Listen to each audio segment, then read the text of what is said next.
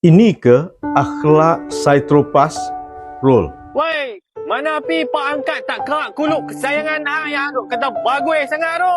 Dah raya ni woi. Anak angkat aksiden patah rayuk, pak angkat langsung tak main jenguk ke? Nampak manusia ini mengata Hanani, menfitnah Hanani, memburuk-burukkan Hanani, mengeji dan maki hamun kepada Hanani, sedangkan Hanani ini baru kemalangan.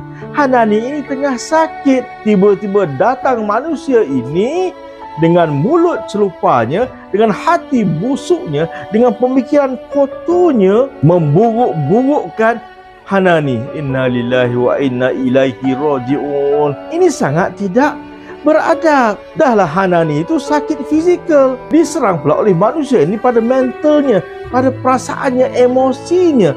Apa yang manusia ini nak sebenarnya?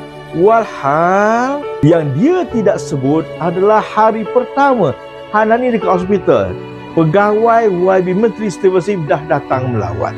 Yang dia tidak sebut adalah sumbangan RM3,000 one off kepada Hanani. Yang dia tidak sebut adalah sumbangan RM200 setiap bulan daripada YB Menteri Stewardship kepada Hanani sepanjang Hanani belajar. Itu dia tidak sebut.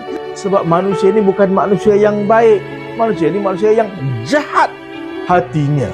Kalau saya letakkan timbangan dekat sini, sumbangan YB Fawaz, dan timbangan dekat sini, sumbangan YB Stewardship kepada Hanani dan keluarga, maka timbangan YB Stewardship akan sangat berat ketimbang dengan timbangan YB Fawaz yang ringannya kapas, mudah ditiup angin.